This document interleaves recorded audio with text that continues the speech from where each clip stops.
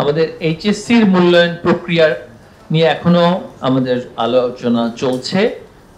সেটি সুনির্দিষ্ট করার জন্য আমরা কোনো এখানে তড়িঘড়ি করে কোনো সিদ্ধান্ত নেওয়াটা সমীচীন হবে না। এটা নিয়ে ইতিমধ্যেই বাংলাদেশ এক্সামিনেশন ডেভেলপমেন্ট ইউনিট বেডুকে আমরা সম্পৃক্ত করেছি এনসিটিভির সাথে। তারা সর্বশেষ একটি আলোচনা করে সেখানে মূল্যায়নের প্রক্রিয়া মার্কিং প্রসেসটি এবং সেটা ফলাফল কিভাবে প্রকাশিত হবে সেটা নিয়ে সুনির্দিষ্টভাবে আমরা আঞ্চলিক এবং বৈশ্বিক মানদণ্ডে কিভাবে সেটা করা যায় সেটা নিয়ে কিন্তু আমরা কাজ করছি।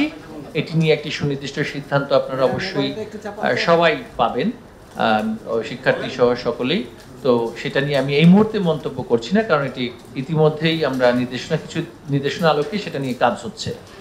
আর এইচএসসি পরীক্ষা চলাকালীন অবস্থায় সিলেট অঞ্চলে আবহাওয়ার যে বর্তমান পূর্বাভাস আছে এবং আমাদের যেই পানি সীমা বিভিন্ন নদীতে সেটা যে ঊর্ধ্বমুখী এবং সেখানে যে বিপদ সীমা অতিক্রম করছে সেটা নিয়ে ইতিমধ্যে আমরা অবগত হয়েছি।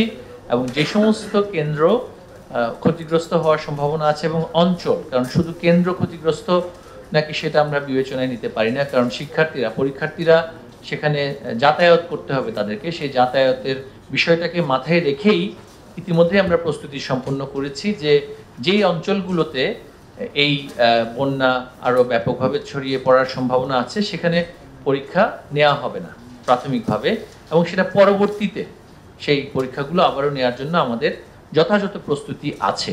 তবে আমরা বন্যা পরিস্থিতি এখনো পর্যবেক্ষণ করছি, আশা করছি আমাদের পক্ষে পরীক্ষা নেওয়া সম্ভব হবে। তবে এই ক্ষেত্রে পরীক্ষার্থীদের সুবিধাটা সবচেয়ে বেশি আমাদের জন্য মুখ্য, কারণ আমরা চাই না পরীক্ষার্থীগণ এই ভোগান্তির মধ্যে পড়ে পরীক্ষার ফলাফলে তাদের যেই কাঙ্ক্ষিত ফলাফল প্রত্যাশা করছে তারা সেক্ষেত্রে কোনোভাবে ক্ষতিগ্রস্ত হোক, কারণ মানসিকভাবে এবং সামাজিকভাবে পরীক্ষার্থীরা এর মাধ্যমে ক্ষতিগ্রস্ত হতে পারেন। আমরা সেটা কোনোভাবে চাই না, সেই প্রস্তুতিটা আছে। আর এইচএসসির যেই বিদ্যমান পরীক্ষা পদ্ধতি আছে এবং এইচএসসির বর্তমান যে বিভাগগুলো আছে সেগুলো প্রায় সবগুলোই পুনর্বিন্যাস করতে হবে।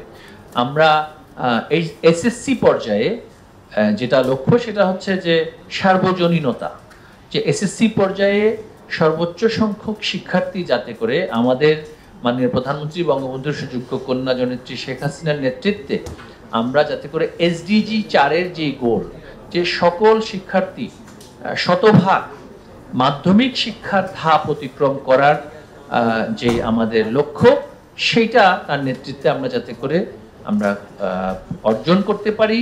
এবং শিক্ষা যে অধিকার, মাধ্যমিক শিক্ষা বাংলাদেশের প্রত্যেক শিশুর, কিন্তু তারা সবাই 18 অনূর্ধ্ব এবং তারা সবাই শিশু, তাদের অধিকার আছে সেই ধাপ অতিক্রম করার এবং ধাপ পর্যন্ত শিক্ষা গ্রহণটি তাদের ন্যূনতম মৌলিক অধিকার, এবং সেই লক্ষ্যে আমরা কাজ করে যাচ্ছি। তাই সেইটার যেই প্রক্রিয়া, শিখন প্রক্রিয়া, মূল্যায়ন প্রক্রিয়া, সেখানের একটি লক্ষ্য হচ্ছে সার্বজনীনতা।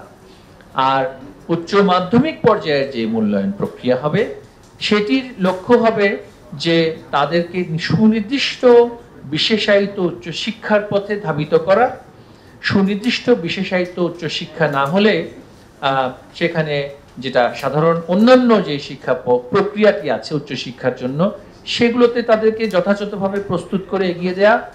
আর যারা সবাই উচ্চশিক্ষার জন্য যাবেন না, সেই ক্ষেত্রে তারা কর্মমুখী হওয়ার জন্য তাদেরকে সুনির্দিষ্ট দক্ষতা এবং বিদ্যমান অর্থনৈতিক অবস্থা বিবেচনায় যে সমস্ত কাজগুলো সৃষ্টি হচ্ছে তাদেরকে সেই কাজগুলো, সেই সমস্ত বৃত্তি এবং পেশার সাথে সম্পৃক্ত যে সমস্ত দক্ষতা এবং জ্ঞান, সেগুলো তাদেরকে যথাযথভাবে দেওয়া যাতে তারা কর্মমুখী হতে পারে।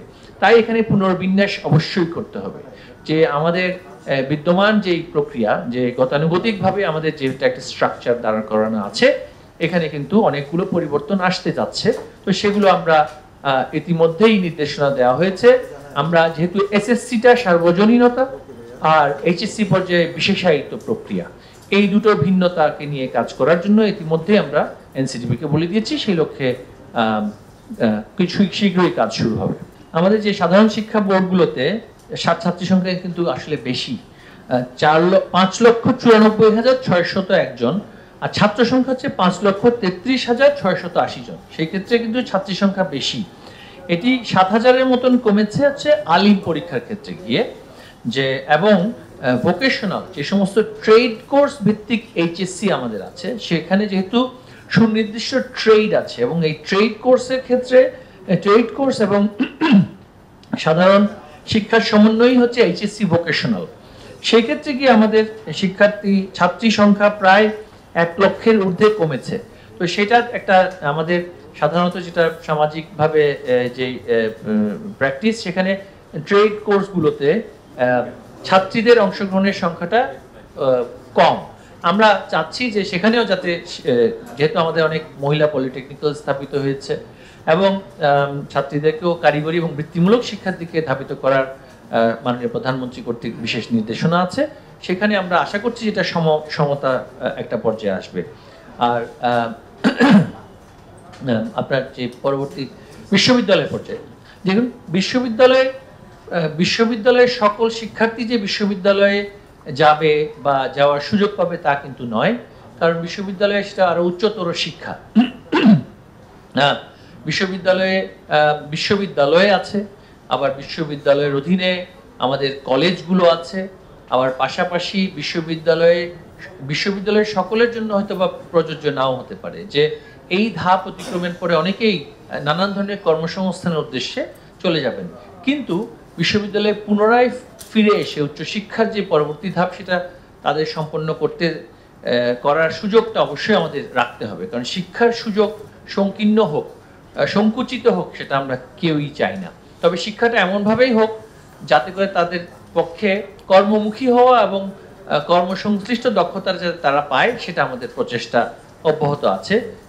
কম্বাইন আপনার যে ভর্তি পরীক্ষার বিষয়ে ইতিমধ্যেই গুচ্ছ প্রক্রিয়া একটি কিন্তু প্রতিষ্ঠিত হয়েছে, সেটা কার্যকর আছে। তবে আমরা একটু স্মরণ করিয়ে দিতে চাই যে আসলে বিশ্ববিদ্যালয়গুলো কিন্তু সুনির্দিষ্ট আইন দ্বারা প্রতিষ্ঠিত প্রতিষ্ঠান। তো সেই ক্ষেত্রে আমরা তাদের সকলের সম্মতির ভিত্তিতে কিন্তু আমরা এই গুচ্ছ পরীক্ষার পদ্ধতি